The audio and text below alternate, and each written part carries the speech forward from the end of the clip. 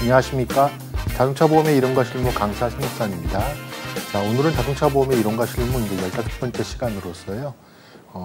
지난 시간까지는 이제 범위 한정 특약, 연령 한정 특약 이제 포함한 이제 특별약관 학습을 시작하셨고요. 그거 외에도 여러 가지 특별약관들이 굉장히 많이 있고요. 보험사마다 그 종류는 또 차이들도 있고 여러 가지 종류들이 있는데 뭐 예를 들면 이제 주일날, 휴일에 사고 났을 때 자동차 상해 또는 자기신체 사고를 뭐 2배로 보상해 주는 그런 특별약관들도 있고, 또 한정특약에서 가족 한정특약의 범위에 형제자매가 들어가지 않기 때문에 형제자매까지 운전이 가능한 가족 및 형제자매 한정특약 특별약관도 판매하는 보험사들도 있고요. 뭐 여러 가지 특별약관들이 있는데, 일단 우리는 이제 공통되는 보험사에서 공통되는 특별약관 중에서 중요한 파트만 학습하시면 되고요. 자, 그래서 그 두 번째로 다른 자동차 운전담보 특별약관 같이 한번 학습하시겠는데요. 자, 다른 자동차 운전, 이제 그야말로 이제 명칭으로 알 수 있듯이요.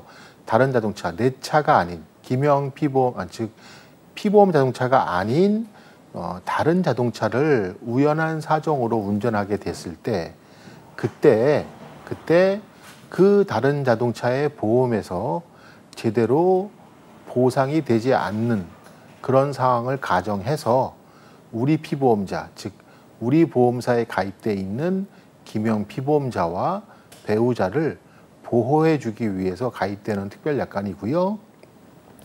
자, 이 특별약관은 보통 약관의 무보험 자동차에 의한 상해담보 특별약관 가입을 하면 대부분 다 자동 가입하게끔 이제 가입 설계가 되어 있는데요. 그렇지 않고 선택해서 약간의 보험료를 지급해야만 가입할 수 있는 그런 보험사들도 있습니다. 자, 그러니까 이 담보가 굉장히 유용한 담보이기 때문에 혹시라도 다른 자동차 운전담보 특별약관 가입이 되어 있는지 안 되어 있는지 한번 여러분들도 이제 보험 가입하실 때 한번 유심히 좀 한번 확인을 하셔야 될 정도로 굉장히 유용한 담보이거든요. 그래서 이제 보상하는 손해는 기명 피보험자 또는 그 배우자가 다른 자동차를 운전하던 중에 생긴 사고로 손해를 배상해야 되는 경우, 그렇죠? 그리고 또는 그 자신들이 다치거나 죽거나 다치는 경우, 이때 우리 기명 피보험자와 배우자를 위해서 작동되는 담보고요. 이때 그 운전한 그 자동차를, 자, 지금 보험증권에는 피보험 자동차는 집에 있는 자동차죠. 그렇죠. 집에 있는 차는 피보험 자동차로 돼 있는데, 이때 다른 자동차 운전담보 특별약관에서는 그 자동차, 운전한 자동차를 피보험 자동차로 간주해서 대인배상토, 자기신체 사고 또는 자동차 상해 특별약관상 규정하는 내용에 따라 보상을 해주고요. 그래서 우리가 한정특약 예외사유 공부하실 때, 자, 한정특약이라는 것은 기명 피보험자가 자동차를 컨트롤할 수 있는 범위 내에서 연령과 범위를 제한시켜서 가입을 하는 대신에 보험료를 낮출 수 있는 장점이 있고, 그 대신에 그 범위를 벗어나는 경우에는 어떻다는 거죠? 예, 대인배상원을 제외하고 전담보가 면책되는 이제 페널티가 있게끔 서로 약정을 하는 그런 담보인데요. 이때 예외 사유가 피보험 자동차의 도난, 취급업자, 그리고 연령 한정 특약 같은 경우에는 설명 의무 위반 이렇게 있었어요. 이 경우는 어떤 경우이죠? 그렇습니다. 기명 피보험자가 컨트롤할 수 없는 그런 상황이 생긴 거죠. 피치 못할 사정.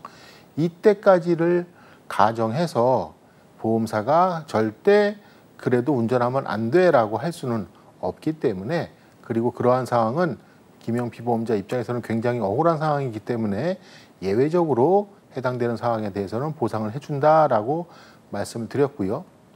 지금 상황은 이제 거꾸로, 자, 기명 피보험자 또는 배우자가 우연한 사정으로 내 자동차가 아닌 다른 자동차를 운전하는 경우 많이 있죠. 대표적인 경우가 어떤 경우죠? 예, 우리 좀 두 가족이 같이 놀러 가거나 아니면 둘이 같이 놀러 가거나, 그렇죠. 이럴 때 서로 피곤하고 하면 교대로 운전도 해주고요. 또 아니면 뭐 직장 동료들끼리 어디 골프 모임을 다녀오신다든지, 아니면 뭐 먼 장례식장이라든지 뭐 결혼식장을 다녀오는 그런 과정에서 서로 돌아가면서 조금씩 운전을 해주고, 그렇죠. 이런 경우 많이 있을 수 있지 않습니까? 자, 그런 상황을 대비해서 보험사에서 그렇게 우연한 사정으로 다른 자동차를 운전하게 된 피보험자를 보호해 주기 위해서 만든 특별약관이고요. 자, 보상하는 손해는 그래서 다른 자동차를 운전하던 중에 사고를 보상해 주기 때문에요. 여기서 운전이라는 범위는 굉장히 범위가 좁아서요. 주차 및 정차는 제외입니다. 즉 피보험자가 다른 자동차를 운전하던 중 주차 및 정차를 제외하고 생긴 대인 사고로 법률상 손해배상 책임을 질 때 또는 그 피보험자가 상해를 입었을 때, 그렇죠. 그럴 때는 대인배상 2, 그다음에 자기신체사고 규정에 따라서 해당되는 다른 자동차를 피보험 자동차로 간주해서 우리 피보험 자동차가 아님에도 불구하고 다른 자동차를 피보험 자동차로 간주해서 우리 보험에서 피보험 자동차가 가입한, 김영 피보험자가 가입한 보험에서 보상을 해주는 담보고요. 자, 이때 중요한 것은 다른 자동차의 소유자가 죽거나 다칠 수 있죠. 자, 예를 들어 보겠습니다. 제가 친구 차를 이제 같이 타고 이제 친구가 운전을 하고 다른 친구, 부산에 있는 친구 결혼식을 다녀오는 과정에서 이 친구가 운전을 하다가 너무 피곤하다고 자꾸 졸음이 온다고 어떡하지라고 하는 얘기를 듣고 어떡하겠습니까? 제가 가만히 있을 수는 없지 않겠습니까? 자, 그래서 제가 대신 운전대를 잡았어요. 잠깐 넌 쉬어라. 내가 운전을 하마라고 해서 운전대를 잡았는데 제가 그만 다른 자동차 이제 제 차가 아니니까 좀 차 조작하는 것도 좀 자연스럽지 못하고, 그렇죠. 이런 상황이 생겨가지고 사고를 야기했고, 이때 동승하고 있던 그 차의 다른 자동차의 소유주까지 사상하는 경우가 생길 수 있겠죠. 자, 그렇다면 이때 저는 어떤 책임을 지죠? 그렇죠. 저는 불법행위 책임을 집니다. 지금 제가 자동차 손해배상 보장법상 저는 보유자가 아니고요. 그렇죠. 그냥 다만 운전을 호의로 대신해 준 자이기 때문에 자배법상 지위는 저는 운전자가 될 것이고요. 약관상 지위는 김영 피보험자를 위해서 운전한 운전 피보험자가 될 것이에요. 따라서 운행자 책임은 부담하지 않지만 불법행위 책임을 부담하니까, 자, 그 다른 자동차 보험의 기준에서 본다면 저는 불법행위 책임을 지는 운전 피보험자이고요. 그렇죠. 그리고 김영 피보험자가 사상했기 때문에 대인원을 보상해주고 싶은데 대인원에 보상하는 손해는 오직 운행자 책임만 보상하는 보험이기 때문에 이제 보상하는 손해에 해당하지 않아서 면책되고요. 예. 자, 이 부분 기억을 한번 떠올려 주시면은요. 자, 대인 1에서 그렇다면 운행자 책임만을 보상해 주는 보험인데 왜 운전 피보험자를 피보험자에 넣어 주었는가라고 하는 것은 보험금 청구권은 없지만 대의권 행사의 대상이 되는 제3자에서 제외시켜야 되기 때문에 운전 피보험자도 피보험자에 넣어주고 있는 것이다라는 말씀 제가 대인배상원 피보험자 할 때 말씀을 드렸습니다. 자, 그렇기 때문에 김영 피보험자가 사상했다 한들 대인원에서는 면책이고요. 자, 대인2는 어떤가 보겠습니다. 대인2는 운행자 책임을 비롯한 법률상 손해배상 책임을 모두 보상해주는 보험이기 때문에 이때는 대인2에서 보상이 가능할 것 같지만 어떤 면책약관이 있죠? 예, 피보험자 사상일 때 면책하는 면책약관이 있습니다. 따라서 그 다른 자동차의 보험 기준으로 대인1과 대인2는 보상이 안 돼요. 그렇기 때문에 이 다른 자동차 운전담보 특별약관에서도 대인1과 대인2의 배상에 관련된 것을 보상해 주는 것이 아니고요. 그 다른 자동차의 소유자는 오직 자기 신체 사고로만 보상을 해주게끔 약관에서 규정을 하고 있는 것입니다. 네. 자, 그래서 생각해 본다면, 자, 다른 자동차를 피보험 자동차로 간주하는 것까지는 이해를 하겠는데요. 자기 신체 사고의 피보험자란 대인배상2의 피보험자와 그들의 부배자로서 자, 다른 자동차의 소유자인, 즉 우리 자동차 보험 기준에서 본다면 대인배상2의 피보험자도 아니고 그들의 부모, 배우자, 자녀도 아닌 이 다른 자동차 소유자를 특별히 자기 신체 사고의 피보험자로 간주해서 보상을 해주는 해주게끔 규정하고 있는 것입니다. 자, 다른 자동차 운전담보 특별약관에서 타인의 사상에 대해서 보상을 해주고 김영 피보험자와 배우자의 사상에 대해서 자기 신체 사고에서 보상을 해주는 것까지는 같은 메커니즘인데요. 지금 특이한 부분이 바로 다른 자동차의 소유자가 사상했을 때 자기 신체 사고의 피보험자로 간주해서 보상해 준다는 점, 이 부분이 왜 이렇게 되는가 하는 부분, 자, 어거지처럼 약관을 만든 것이 아니고요. 자, 다른 자동차 운전담보 특별약관의 기본 전제는 운전했던 그 다른 자동차의 보험에서 보상이 되지 않거나 또는 보상이 부족할 때 그 초과하는, 즉 보상이 되지 않았다면 초과하는 손해가 무조건 있을 것이고요. 그렇죠? 보상이 부족하다면 초과하는 손해를 따져봐야 되겠죠. 그렇죠. 그렇게 해서 초과하는 손해만을 보상해 주기 때문에 보상해 주기 위해서 특별히 만든 담보라는 점 기억해 두시면 자기 신체 사고 피보험자로 다른 자동차의 소유자를 넣어주는 이유가 어떤 것인지 여러분들 한번 이제 정리가 좀 될 수 있을 것이고요. 자, 제가 지금 말씀드린 이 부분에 대해서 앞에서 학습하셨던 부분까지 좀 같이 종합해서 다시 한번 좀 정리를 해주셨으면 좋겠습니다. 자, 그래서 제가 지금 말씀드린 것처럼 자기 신체 사고로만 다른 자동차 운전 소유자를 자기 신체 사고로만 보상해 주는 이유는 아까 말씀드린 것처럼 다른 자동차의 기준에서 자기 신체 사고만 보상이 되기 때문이고요. 그 이유는 대인 1은 운행자 책임만 있고 대인 2는 피보험자 면책 약관이 있기 때문이다라고 말씀을 드렸고요. 자, 제가 초과 손해만을 보상한다고 했는데요. 그래서 다른 자동차 운전담보 특별약관은 초과 손해만을 보상해주는 보험이에요. 자, 그렇다면 우리 이제 이쯤에서 한번 보통약관과 특별약관을 통틀어서 초과 손해만을 보상해주는 담보가 어떤 것이 있는지 한번 따져보신다면 생각해 보시길 좀 필요가 있는데요. 첫째, 대인배상 2는 대인 1을 초과하는 손해만을 보상해주는 보험이고요. 그렇죠? 무보험 자동차에 의한 상해담보는 그렇죠. 대인배상 1을 초과하는 손해를 보상해주는 담보고요. 그렇죠? 다른 자동차 운전담보 특별약관은 다른 자동차의 보험에서 보상하는 것을 초과하는 손해가 있을 때 그 손해를 보상해주는 보험입니다. 그렇기 때문에 초과하는 손해가 어떤 것이 있는지, 초과하는 손해를 보상해주는 보험이 어떤 것이 있는지 한번 정리해 두시고요. 자, 이쯤에서 제가 또 한 말씀 좀 드리고 싶은 것은 자, 간주해서 보상해주는 경우가 있는데요. 어떤 것이 있을까요? 그렇죠. 첫 번째 나왔던 것이 의무보험 일시담보 특별약관이죠. 의무보험 일시담보 특별약관이 뭔가요? 예, 양도인의 보험에서 아무런 관련이 없는 양수인을 계약자 겸 기명피보험자로 간주해서 보상을 해주고요. 그렇죠. 그 다음에 두 번째로 다른 자동차 운전담보 특별약관에서는 다른 자동차를 피보험 자동차로 간주해서 보상을 해주고요. 예. 간주라는 것은 반증이 있어도 그 법률 효과가 바뀌지 않는 법률 제도를 간주라고 합니다. 자, 그러니까 묻지도 따지지도 않고 그렇게 바로 적용이 된다는 뜻이죠. 자, 그래서 보상하는 손해 그 초과액만을 보상해 준다. 다른 자동차를 피보험 자동차로 간주한다. 자, 다른 자동차의 소유자는 자기 신체 사고로만 보상한다. 라는 점 기억해 두시고요. 자, 이때 그럼 다른 자동차란 모든 자동차. 자, 제가 그랜저 승용차를 가지고 있어서 피보험 자동차로서 그랜저 승용차로 보험을 가입하고 있는데요.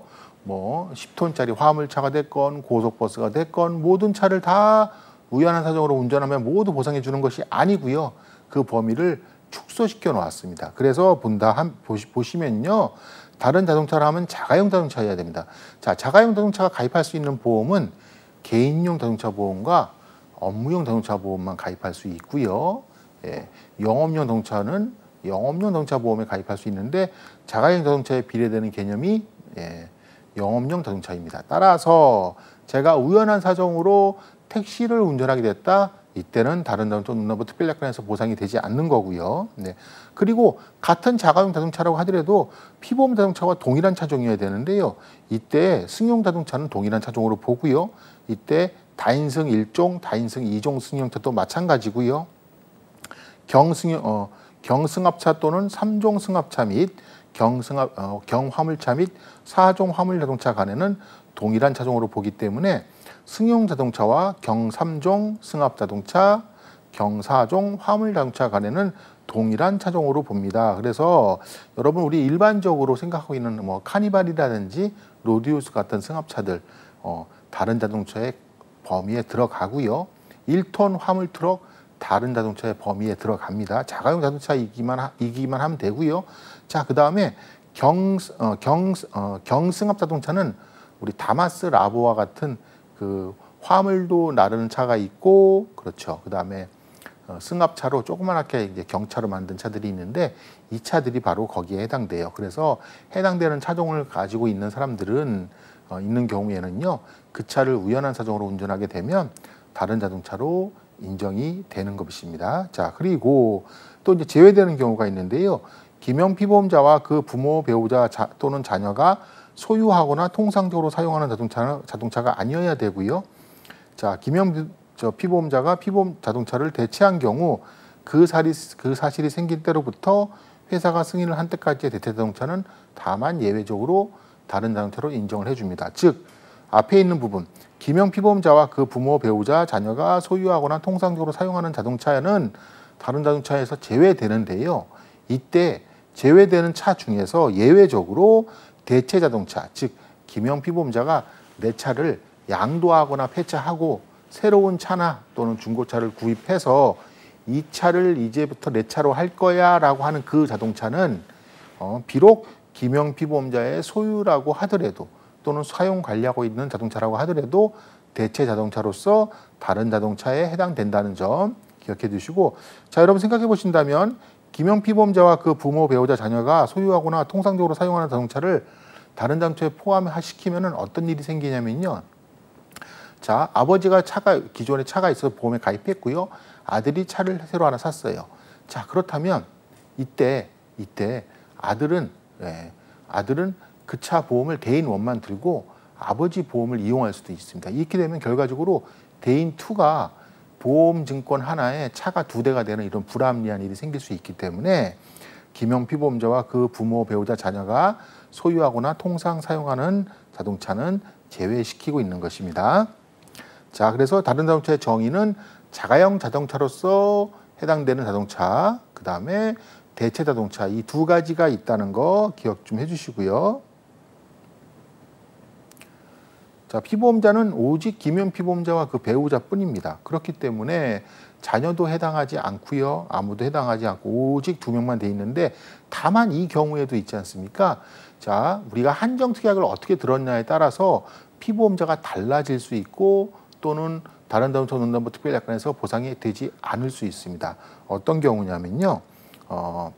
운전 가능 범위에 들어가지 않았을 때입니다. 즉, 김영 피보험자 1인 한정특약이라고 한다면 김영 피보험자 한 사람만 운전할 수 있는데요. 이때 배우자는 운전 가능한 자에 해당하지 않기 때문에 다른 자동차 운전담보 특별약관에서 피보험자에서 제외하고요.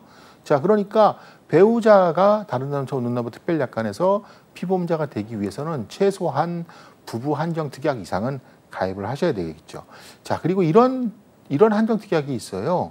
지정 1인 한정특약에서 김영 피보험자가 아닌 사람도 이 지정 1인으로 지정을 하면 그 사람만 운전 가능한 자로 인정해주는 한정특약이 있습니다.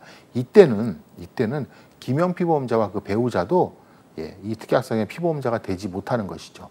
자, 그렇기 때문에 최소한 부부 한정특약 이상은 가입을 해야 다른 자동차 운전담보 특별약관에서 보상해주는 피보험자의 두 사람, 즉 김영 피보험자와 배우자가 들어간다는 점. 자, 그래서 항상 어떤 사례나 또는 실전 사안을 마주쳤을 때 자동차 보험에서 제일 중요한 것은 한정특약을 위반했는가 하는 점이 사실은 제일 중요한데요. 사실 한정특약 위반하는 사고의 비율이 우리 면책약관 적용되는 사고의 비율보다 훨씬 높습니다. 실무적으로 그렇습니다. 그렇기 때문에 이런 경우는 굉장히 억울하지만 이미 계약으로 인해서 계약으로 그렇게 약정을 했기 때문에 지켜야 되는 것이죠. 그렇죠? 그렇기 때문에 자, 우리가 한정특약 위반의 사례가 굉장히 빈번하다는 거. 그러니까 무엇보다 우리 실무나 또는 이제 사회 경제생활 또 특히나 자동차를 운전함에 있어서 이러한 부분을 중요하게 생각하고 지금부터는 자칫하면은 이것이 대인배상원 제외하고 아무런 보상 혜택을 받지 못하는 상황이 생길 수도 있겠구나. 차를 사용하는 데 있어서 항상 주의를 해주셔야 되고요.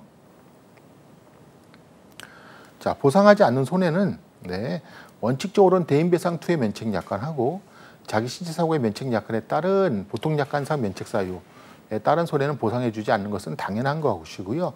거기에 더해서 다음과 같은 사안도 보상해주지 않는데요. 첫째, 사용자의 업무에 종사하고 있을 때 사용자가 소유하는 자동차를 운전하던 중 사고. 자, 이것도 취지는 비슷한 것입니다. 자, 이제 생각을 해보신다면 제가 어떤 회사에 취업을 했는데요. 그 회사의 사장님이 저에 대해 얘기하기를 집에 차가 있는가 물어보고 아, 예, 제 차가 있습니다. 아, 그래? 그럼 우리 회사 차는 대인원만 들어있는 자동차 보험을 가입하고 있는 차이니까 이 차로 먼저 일을 하시고 이 일을 하다가 만약에 사고가 생기면 당신의 보험으로 처리하세요라고 할 수 있겠죠. 이렇게 되면 어떤 일이 생기냐면 결과적으로 대인배상 투나 자기시체 사고가 하나의 증권으로 차 2대가 혜택을 받는 일이 생깁니다. 이런 것은 방지를 해야 되겠죠. 그렇죠. 즉 다른 자동차 운전담보 특별약관은 우연하게 다른 자동차를 운전하게 됐을 때 김영 피보험자와 배우자를 보호해주기 위한 특별약관이지 이렇게 하나의 보험으로 차량 2대가 보험 혜택을 받고자 운영하는 특별약관이 아니기 때문이고요. 둘째, 법인 소유 자동차 운전 중에 사고도 첫 번째 면책약관하고 동일한 취지죠. 같은 법인, 이번에는 이제 법인에 취업을 했는데 이런 일이 생겼다. 이제 그거는 면책이 되는 것이고요. 자, 자동차 취급 업무상 수탁받은 자동차 운전 중 사고. 자, 정비 소화하시는 정비업자께서 고객의 자동차를 맡아서 시운전을 하고 있는데 사고를 냈어요. 그리고 자기의 자동차 보험사에 전화해가지고 나 다른 자동차 운전담보 특별약관이 있으니까 이걸로 처리해 주세요라고 하면 결국은 업무에 필요한 해당되는 배상책임보험을 가입을 안 해도 결국은 증권 하나로 이러한 혜택을 볼 수 있는 일이 생기기 때문에 마찬가지로 면책을 하고 있고요. 특히 우리가 대리운전 생각해 보시면 더더욱 확실합니다. 대리기사가 집에 차가 있는 거죠. 그래서 자동차 보험이 가입돼 있고 이때 대부분의 우리 대리 의뢰하신 분들은 그렇죠. 다 한정특약 가입돼 있는데 그렇다면 대인원 제외하고 전담보가 면책이 될 것이고요. 한정특약 예외 사유가 적용되는 부분은 별도로 하더라도 네, 고객님 걱정하지 마세요. 우리 집에 자동차 보험이 있고 거기에 다른 자동차 운전담보 특별약관으로 제가 다 보상해 드릴게요라고 큰 소리 칠 수 있는 이런 이상한 상황이 생길 수 있다는 것이죠. 그렇기 때문에 면책이 되는 것이고요. 자, 유상운송은 조금 중요하게 생각하셔야 되는데요. 자, 다른 자동차니까 그만큼 엄격하게 관리하고 그 다음에 면책약관도 다른 보통약관의 면책사유보다 더 타이트해야 되기 때문에 같은 유상운송이라도 자, 보통약관상 유상운송은 어떻습니까? 반복성이 요건이었죠. 그렇죠. 그런데 우리 다른 자동차 운전담보 특별약관에서는 유상운송은 일회성이라도 즉 반복성이 요건에서 없어요. 그렇기 때문에 일회성이라도 바로 면책이 되게 됩니다. 보상하지 않은 손에 이어서 말씀을 드리면요. 피보험자가 다른 자동차의 사용에 대해서 정당한 권리를 가지고 있는 자의 승낙을 받지 않고 다른 자동차를 운전, 즉 무단운전이나 절취운전의 경우에는요. 우리 다른 자동차 운전담보 특별약관에서 보상을 해주지 않습니다. 자, 기본적으로 무단운전자, 절취운전자는 비난 가능성이 높고요. 우리 보험의 영역에서는 손해보험 영역에서는 피보험 이익이라는 게 있어야 보험이 작동을 하는데요. 자, 기본적으로 피보험 이익은 합법적이어야 됩니다. 즉 법률에 위반한 피보험 이익이라는 것은 있을 수가 없어요.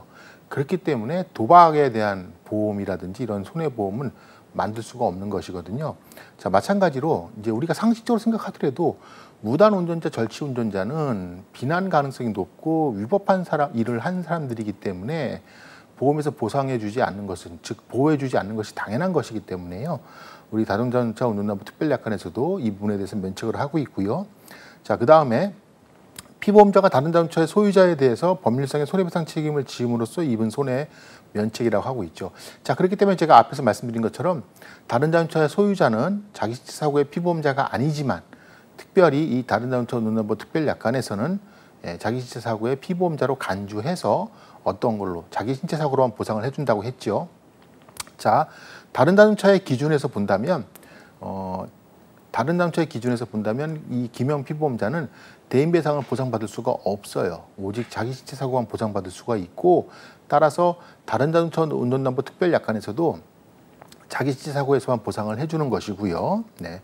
그 다음에 시험 경기 연습 및 연습용 면책, 그 다음에 운전 가능한 범위를 벗어난 경우에 면책, 이렇게 면책약관을 구성하고 있습니다. 자, 그래서 중요한 것은 보통약관 대인배상 투의 면책 사유와 보통약관 자기시체 사고의 면책 사유에 더해서 다른 자동차 운전담보 특별약관에서는 고유의 면책 사유가 있다는 점 중요하게 기억해 두시고요. 자, 유상운송을 예를 들어서 말씀드린다면 자, 어떻습니까? 보통 약관에서 반복성이 요건이 아니어서 유사운송 면책 사유가 약관 적용 안 됐고요. 자, 자기시사고에서도 마찬가지로 반복성이 아니어서 유사운송 면책 약관이 적용되지 않았다고 치더라도 이 다른 자동차 운전납부 특별약관으로 들어왔을 때는 어떻습니까? 반복성이 요건이 아니기 때문에 다른 자동차에 대한 유사운송에 대해서는 1회 유사운송이라도 면책이 되는 것이고요. 다른 자동차 운전납부 특별약관하고 관련해서는요. 양도인의 보험인 의무보험일수담보 특별약관, 그다음에 대인배상원, 그다음에 다른 자동차가 아닌 김영 피보험자가 가입하고 있는 무보험 자동차에 대한 상해담보와의 관계에 대해서는 제가 뒤에서 또 따로 말씀드릴 이제 문제를 가지고 제가 말씀을 드려야 되기 때문에 지금 이 부분까지는 제가 여기서까지는 이제 말씀을 드리지 않고 다른 자동차 운전담보 특별약관 기본적인 사항에 대해서만 좀 말씀을 좀 드렸고요. 자, 이어서 보셔야 될 것은 자동차 상해 특별약관입니다. 자, 올해 1월 1일부터 경상 환자에 대해서는 대인배상 2를 피해자의 과실불에 해당되는 치료비만큼 이제 피해자가 혜택을 받았으면 그 돈을 정산해야 되는 그렇게 약관이 바뀌었습니다. 그래서 자기 신체 사고와 자동차 상해 특별약관의 중요성이, 가입의 중요성이 굉장히 커졌고요. 그에 비해서 자동차 상해 특별약관에 대해서는 따로 물어보는 약술이나 사례 문제가 출제한 적은 없어요. 이제 기본적으로는 자기 신체 사고와 자동차 상해 특별약관을 비교하시오라는 그런 약술 문제는 출제된 적이 있었는데요. 그것도 자동차 상해 특별약관이 도입된 그 시점, 과거 20년 정도 되는 그 시점 정도에 한번 출제됐고, 그 이후엔 출제된 적도 없고, 또 실제에서도 자동차 상해 특별약관의 중요성이 굉장히 커지고 있기 때문에 이 부분 좀 같이 한번 좀 유심히 보도록 할게요. 자, 자동차 상해 특별약관이라는 것은 기본적으로 자기 신체 사고의 대체 상품입니다. 그래서 가입하실 때 자기 신체 사고로 가입하실지 자동차 상해 특별약관을 가입하실지를 결정하시면 되고요. 통상적으로 자동차 상해 특별약관의 보험료가 약간 더 비싼데요. 혜택은 훨씬 더 크기 때문에 자기 신체 사고 대신에 자동차 상해 특별약관을 가입하시는 게 맞고요. 네, 맞고. 자, 그래서 기본적으로는 자기 신체 사고에 대체하는 상품이다. 두 번째, 보상하는 손해는 피보험자는 보상하지 않는 손해는 기본적으로 그렇기 때문에 자기 신체 사고와 동일합니다. 자기 신체 사고와 동일하다. 자, 그럼 차이점은 무엇인지 같이 한번 보겠는데요. 자, 지급보험 산출 원칙에 있어서도 있지 않습니까? 산식은 동일합니다. 실제 손해액, 즉 피해자의 과실을 고려하지 않은 실제 손해액에다 비용을 더하고요. 공제액을 공제해 주면 되는데요. 공식 자체는 차이점이 없어요. 그렇다면 차이가 나는 부분은 어디인가 하면 바로 공제액에서 차이가 나는데요. 자, 자동차 보험 원래 자기시사고에서 한번 기억을 떠올려 보신다면 자동차 보험 대인배상 1, 대인배상 2에서 받을 수 있는 금액, 그렇죠. 이 금액하고 무보험 자동차에 의한 상해담보에서 받을 수 있는 금액 공제하고, 그렇죠. 그 다음에 배상 의무자 이외의 제3자로부터 받은 금액, 그렇죠. 그 다음에 배상 의무자에게서 받은 금액 공제하도록 이렇게 규정되어 있지 않습니까? 자, 그런데 우리 자동차 상해 특별약관에서는 공제액이 없는 사고에 대한 산출 규정이 따로 없어요. 자, 이 말은 어떤 얘기냐면, 자, 자기 시사고에서는 이런 규정을 가지고 있죠. 공제액이 있는 사고에 대해서는 공제하는 규정을 가지고 있고요. 공제액이 없는 사고, 그렇죠. 그럴 때는 탑승을 했어야 되고요. 탑승을 했었어야 되고요. 그랬다면 부상의 경우에는 실제 발생한 치료비, 장애는 해당되는 급수에 대한 정액, 사망은 그 가입 금액, 정액 지급을 하도록 규정되어 있는데 비해서 자동차 상해 특별약관은 자, 지급 기준에 따라서 공제액이 없는 사고라도 지급 기준에 따라서 위자료며 휴업 손해며 장애 상실 수익 또는 사망 상실 수익, 장례비 등등의 모든 손해, 해당되는 손해를 모두 계산해서 산출한 그 금액을 지급하는 담보이기 때문에 자기 신체 사고보다 보상하는 범위가 훨씬 넓습니다. 그리고 자, 그렇기 때문에 이 자동차 상해 특별약관은 또 두 번째로 이제 뒤에서 학습하시겠지만, 자, 피보험자가 요청하면요, 대인 1, 2를 미리 이 자동차 상해 특별약관에서 먼저 포함해서 보상을 받을 수 있습니다. 즉 상대방 보험사가 과실 협의도 안 해주고 또 상대방 보험사의 그런 합의하는 태도라든지 여러 가지 사유로 별로 그렇게 상대하고 싶은 마음도 없고, 그렇죠. 상대를 하고 싶은데도 그렇죠. 뭐 계속 거부하거나 뭐 이런 여러 가지 사유가 생겼을 때 과감하게 우리 보험사에 전화하시면 자동차상해 특별약관으로 모두 묻지도 따지도 않고 보상해 준 후에 그 보험사 담당은 어떻게 하냐면요. 예, 그렇습니다. 자, 대인 1과 대인 2에 해당되는 금액이 있지 않습니까? 즉 피보험자의 과실분을 제외한 나머지 배상에서 받았어야 될 금액은 대위권을 행사해서 그 돈을 받아옵니다. 그러니까 자기 신체 사고에 비해서 굉장히 보상하는 방법이 다양하고요.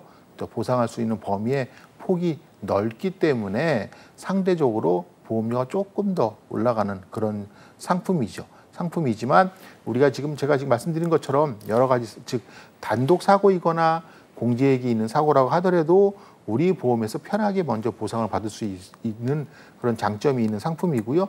또 무엇보다도 경상 환자 같은 경우에 대인배상 투 치료비에 대해서는 이제 본인이 부담을 해야 되는 이런 이제 약관의 시대에 우리가 살고 있습니다. 그렇기 때문에 자기 시체 사고보다는 급수가 있기 때문에 자기 시체 사고는 그에 비해서 자동차 상해로 가시는 것이 굉장히 여러모로 유리하시고요. 제가 지금 이제 진행하고 있는 사건인데요. 애석하게도 이제 운전하셨던 분은 사망을 하셨고요. 자, 근데 치료비가 굉장히 좀 많이 나왔어요.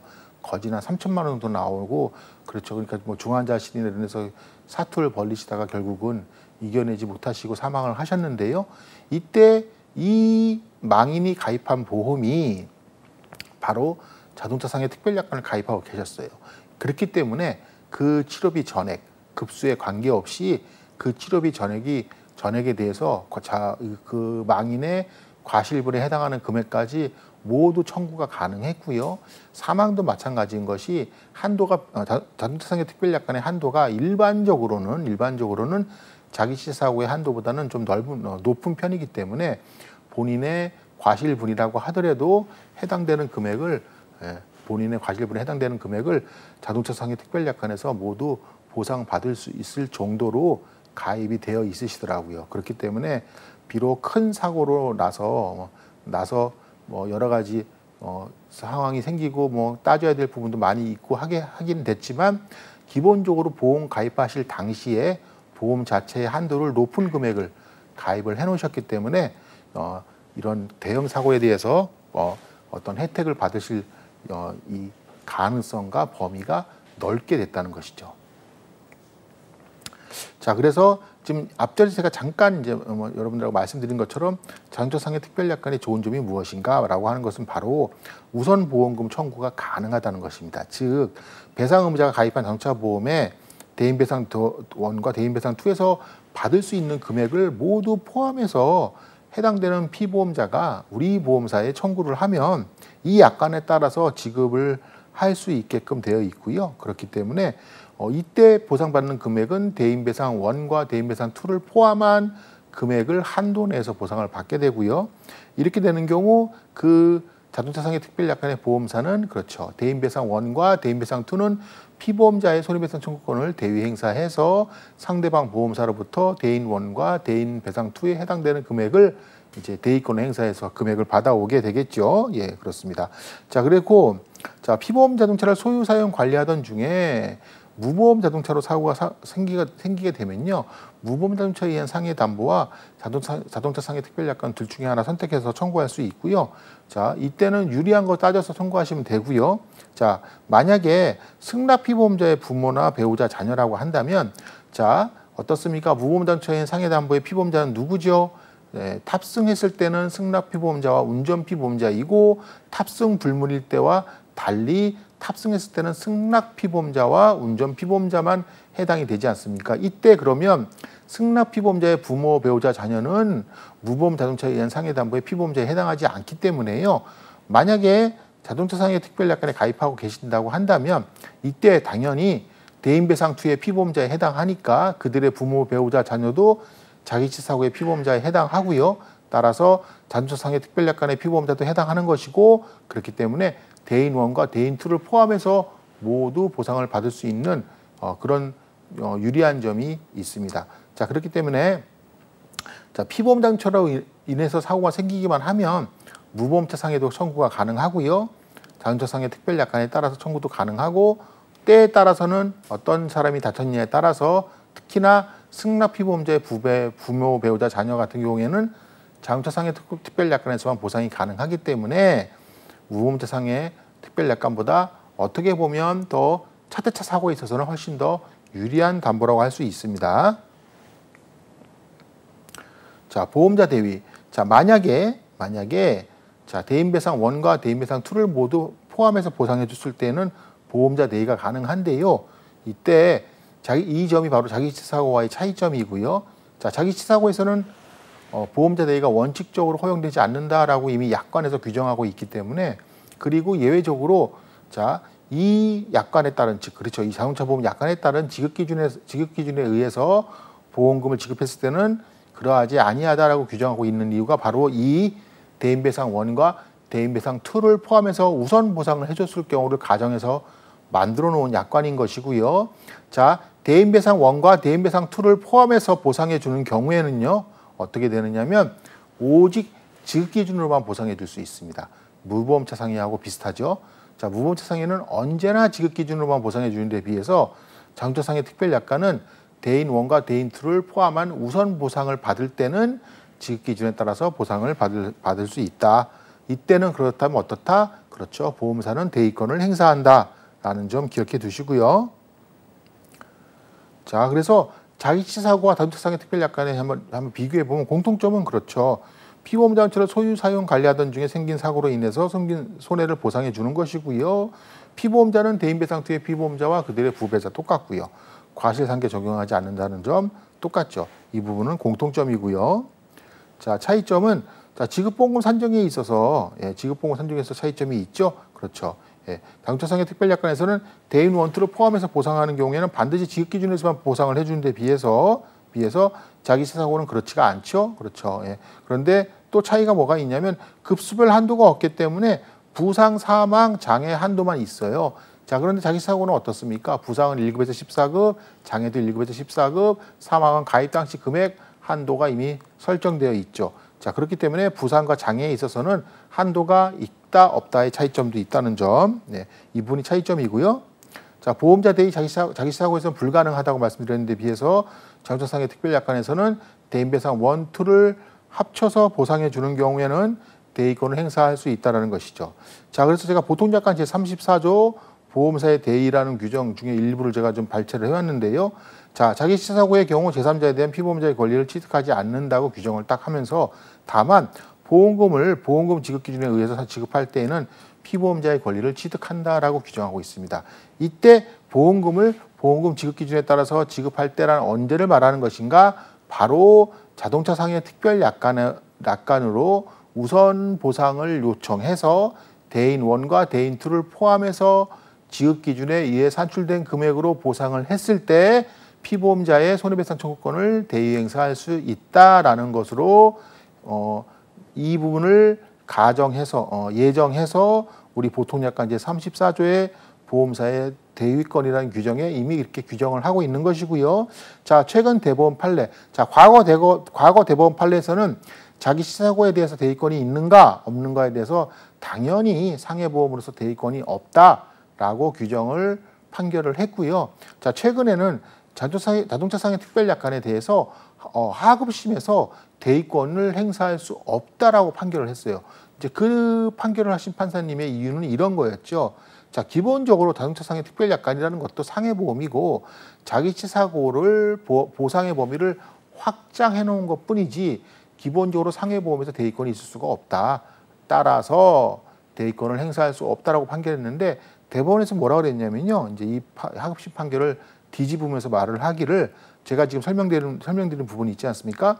보통약관 제34조 보험사의 대위 규정에 따라서 보험금을 보험금 지급 기준에 따라서 지급할 때, 즉 이 부분은 자동차상해 특별약관에서 우선 보상을 요청했던 그 경우를 가정해서 만들어 놓은 약관으로서 이때는 피보험자의 권리를 취득한다라고 규정하고 있으므로 약정에 의한 대위권이 성립됐고 보험사는 대위권을 행사할 수 있다라고 판결했습니다. 즉 자동차상해 특별약관에서는 대위권을 행사할 수 있다라고 판결을 한 것입니다. 자, 이 부분 자기치사고와 자동차상해 특별약관의 비교 차이점, 제가 굳이 지금 공통점 차이점을 지금 굳이 이 시점에서 굳이 챕터를 나눠서 따로 제가 지금 말씀을 드린 이유는 지금 이와 같은 최근 대법원 판례가 나왔고요. 두 번째로 올해 1월 1일부터 보험사의 약관이 바뀌어서 자동차 상해 특별약관의 중요성이 커졌고요. 실제 자동차 상해 특별약관, 자기 신체 사고 이 보험의 접수와 그다음에 보험금 청구하는 이 실무 상임 빈도가 굉장히 많아졌습니다. 이유는 그렇죠. 대인배상두의 2에 해당되는 본인 과실분에 해당되는 치료비를 이제 본인이 부담을 해야 돼요. 일단 보험사가 병원에는 다 지급을 해주지만 나중에 정산을 해서 보험사에 환수하거나 아니면 자기가 가입한 자객신체사고 보험 또는 자동차상해 특별약관에 보험 접수를 해주거나 뭐 이렇게 이런 조치를 해주어야 되거든요. 지금 그래서 실무적으로 이런 일들이 굉장히 많이 이루어지고 있고 제도가 바뀌었고 비교적 최근에 새로운 대법원 판례가 나왔고 하는 부분 때문에 제가 특별히 공통점 차이점이 무엇인가 하는 부분 제가 비교하는 챕터를 따로 마련을 한 것이에요. 그렇기 때문에 이 부분도 좀 유심 있게 좀 정리를 좀 해주셨으면 좋겠고 무엇보다도 자 시험의 유무를 떠나서 있지 않습니까? 자 장초상해 특별약관에 대해서도 대해서는 대의권이 있다라고 하는 부분은 크게 다툼이 없었는데요. 자기 사고에 대해서 대의권 행사할 수 있다라고 이렇게 엉뚱한 얘기들을 하시는 분들을 제가 굉장히 많이 봤거든요. 자, 그 부분들 결코 여러분들이 현혹되시면 안 돼요. 자, 자기시사고는 기본적으로 상해보험이다. 상해보험은 기본적으로 대의권을 행사할 수 있는 보험이 아니라는 거 이렇게 좀 기억해 주시면 좋겠고요. 자, 그다음 자, 그래서 그 특약 관련 제가 좀 기본 사례 연습 문제라고 해서 제가 아까 좀 말씀드린 부분까지 좀 제가 묶어서 좀 정리를 좀 한번 해드리고 싶어서 문제를 좀 준비를 해왔는데 보시면요. 자 일단 전제는 김영피보험자가 다른 자동차로 운전을 했어요. 그렇죠. 우연한 사정으로. 그래서 갑보험사 김영피보험자 B 전담보 가입돼 있고 가족안전 특약 가입돼 있고 을보험사 김영피보험자 A 전담보 가입돼 있고 가족안전 특약 가입돼 있고 A는 그렇죠. 친구 B의 차량 그렇죠. 그러니까 갑보험사 차량을 지금 운전하고 있는 것이죠. 을보험사 차가 아니라 그래서 신호위반 사고가 발생해서 차주 B도 타고 있었고요. 그다음에 A의 배우자 C, 그다음에 상대방 운전자 D까지 사상을 했어요. 자 그렇다면 갑보험사 기준으로 보면 어떻습니까? 가족안전 특약에 친구는 들어가지 않죠. 그러니까 대인 원을 제외하고 전담보가 면책이 됐어요. 자 그렇다면 지금 차주 B와 A의 배우자 C는 모르겠지만 상대방 운전자 D까지 지금 문제가 됐지 않습니까? 이때 어떻습니까? 자, 갑보험사는 이제 C와 D에게 대인배상 원으로 보상을 해주고요. 자, 차주 B는 왜 보상해주지 않죠? 그렇죠. 자, 지금 A가 지는 법률상 책임은 어떤 책임이라고 그랬습니까? 그렇습니다. 자배법상 운전자이고 자동차 보험 약관상 운전피보험자에 해당하고 이 운전자가 지는 법률상 책임은 불법행위 책임에 한정된다라고 말씀을 드렸고요. 따라서 운행자 책임을 부담하는 대인배상원이 작동할 수가 없습니다. B 기준으로. 자 그리고 어떻습니까? 대인2는 어떻습니까? 피보험자 면책약관에 따라서 면책돼 버렸죠. 그렇기 때문에 갑보험사는 대인배상원을 C와 D에게만 보상을 해주는 것이고요. 이때 이제 김영피보험자 B를 위해서 등장하는 보험이 바로 을보험사의 다른 자동차 운전담보 특별약관이고요. 이때 D에게 어떻게 보상해 주면 되죠? 그렇죠. 대인1 초과하는 손해를 보상해 주면 되겠죠. 그리고 그 한도는 없으니까 결과적으로 대인2를 보상해 주는 거나 마찬가지고요. 자, 을보험사 다른 자동차 운전담보 특별약관에서 자기 신체 사고로 지금 사상한 사람이 A와 B와 C거든요. A, B, C, D인데 D는 대인1, 2로 보상받았고요. 자, A는 자기 신체 사고의 피보험자니까 보험을 보상받고요. 자, B는 어떻습니까? B는 다른 차의 차주이기 때문에 자기 지체 사고로만 보상을 받고요. 자, C는 A의 배우자이지 않습니까? 그렇기 때문에 자기 지체 사고로 보상을 받게 되는 것입니다. 자, 첫 번째 사례 이렇고요. 자, 두 번째 사례는 마찬가지로 이제 다른 자동차로 운전하던 사고이고요. 담보도 가입한 것은 똑같은데 A는 친구 B의 차량을 잠시 운전하던 중에 A의 배우자 C를 내려주기 위해서 정차하고 있었어요. 그리고 그때 사고가 발생해서 차주 B, A의 배우자 C, 상대방 운전자 D가 사상했다라고 했을 때 과연 어떻습니까? 일단 갑보험사에서는 대인 1을 보상을 해주겠죠. 누구에게? 예, 갑보험사는 C와 D에게 대인 1을 보상해 줄 것이고요. 그리고 문제는 가족안전특약 위반이 됐지 않습니까? 그렇기 때문에 대인 1을 제외하고 전담보 면책이고요. 자, 여러분, 한정특약에서 운전이라는 것은 정차를 포함하는 개념이고요. 주차는 제외하는 개념입니다. 따라서 가족안전특약에서 운전에 해당하고요. 따라서 가족안전특약에 운전 가능한 자의 범위에 친구는 들어가지 않기 때문에 면책이 됐고요. 대인배상 1만 보상을 해주면 되고요.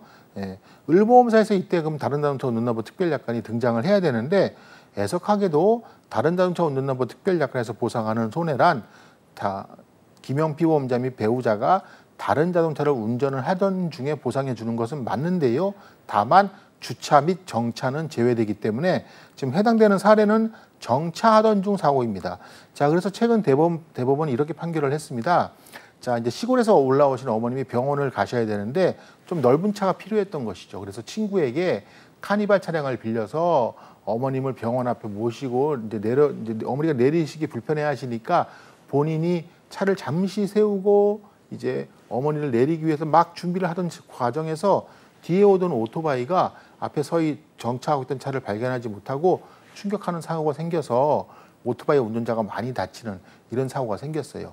이때 이제 문제가 어떤 문제가 되는 것이냐면, 그렇죠. 자, 사람을 잠깐 이렇게 내려주려고, 병원에 잠깐 내려주려고 잠시 세운 게 이것이 정차인가 하는 부분이 문제가 됐고요. 그 다음에 두 번째로, 자, 주정차까지 다른 자동차 운전납부 특별약관에서 보상해 주지 않는다면 도대체 그러면 움직이는 차가 있는 움직이는 경우에만 보상해 주는 보험이라면 이 보험을 만든 이유가 무엇인가, 뭐 이런 부분 가지고 여러 가지 싸움이 됐는데 결과적으로 대법원에서 뭐라고 그랬냐면 약관에 규정한 대로 운전 중이란이라고 규정을 하면서 가로 열고 주정차는 제외라고 분명되어 있다면 다른 자동차 운전납부 특별약관에 보상하는 손해는 운전 중에 사고인 것은 맞지만 주정차는 제외하는 것이다 라고 판결하면서 다른 자동차 운전납부 특별약관에서 보상할 수 없다라고 했습니다. 거기에 덧붙여서 어떤 얘기를 했냐면 여기서 말하는 정차란 물건 또는 사람을 잠시 싣거나 내리거나 태우거나 하기 위해서 차를 잠시 멈추는 것을 말하는 것이고 이때 운전자가 운전석에서 떠난지 여부는 중요하지 않다. 그 시간의 간격은 시간의 정도는 중요하지 않다라고 판결했고요. 거기에 더해서 자, 도로상에서 가던 중에 신호 위반, 신호 또는 여러 가지 상황으로 차가 교통 흐름에 따라서 교통 기준에 따라서 잠시 멈추는 신호대기와 같이 잠시 멈추는 것은 정차에 해당하지 않는다. 그것은 운전에 해당하는 것이다 라고 판결을 했습니다. 자, 그렇기 때문에 운전 중이라는 것에서 정차라는 것은 제외되고, 그렇죠. 다른 자동차 운전납부 특별약관에서는 정차라는 게 마찬가지로 제외되기 때문에 여러분, 자, 한정특약 예외 위반인지 아닌지 하고 다른 자동차 운전납부 특별약관이 되는가 안 되는가에서 있어서 정차는 여기서도 안 되고 저기서도 안 되는 정말 낙동강 오리알과 같은 그런 상황이 생기기 때문에 어떻습니까? 그렇죠. 만약에 내가 다른 자동차를 운전하게 되는 경우라면, 그렇죠. 어떤 물건이나 사람을 싣거나 내리기 위해서 잠시 차를 멈추는 상황이 생긴다면 한 번 더 조심해서 주위에 어떤 차가 있는지 위험한 요소가 있는지를 따져봐야 된다는 것입니다. 이때는 앞에서도, 즉 내 보험에서도 안 되고 다른 자동차 보험에서도 안 되는 아무것도 안 되는 이상한 상황이 생길 수 있기 때문에 조심하셔야 된다는 것이죠. 자, 다시 한번 정리해 보신다면요, 여러분. 자, 양도가 완성됐으면 양도인의 보험에서는 의무보험 일시담보 특별약관, 양도가 완성되지 않았으면 양도인의 보험에서는 대인배상 1. 자, 양도가 완성되고 완성되지 않은코와 불문하고 내 차에 무보험 자동차의 상해담보가 있다면, 그리고 상대방 차가 무보험 상태라면 나는 김영피 보험자와 배우자는 피보험 자동차에 탑승 불문하고 무보험 자동차의 상해담보에 피보험자에 해당하기 때문에 무보험 자동차에 의한 상해담보가 작동한다는 점. 그래서 아까 제가 잠시 말씀드린 것처럼, 자, 다른 자동차 운전납부 특별약관 기준으로 양도인의 보험과의 관계, 무보험 자동차의 상해담보와의 관계, 같이 정리를 해주셔야 된다라는 부분이 바로 지금 이 케이스 3번과 같은 사례를 제가 염두에 두고 말씀드린 내용이고요. 자, 지금과 같이 구분을 좀 해주시면 좋을 것 같고요. 예, 그래서 지금 이 사례가 좀 여러분 우리 다른 수험생분들도 많이 헷갈리시고 좀 그때그때마다 답이 맨날 틀리는 그런 사례니까 여러분들도 좀 같이 한번 꼭 정리해 주시면 바라겠고요. 자, 지금까지 해서 우리 이제 15회차 강의 마치도록 하겠습니다. 자, 16회차부터는 이제 본격적으로 사례 문제 하고요. 그 사례 문제 끝나면 우리 이제 우리 자동차보험 지급 기준에 대해서 같이 학습하시면서 우리 전체적인 자동차보험 이론과 실무 종합적인 학습 진행할 예정에 있습니다. 자, 15회차 강의 마치도록 하겠습니다. 수고하셨습니다. 감사합니다.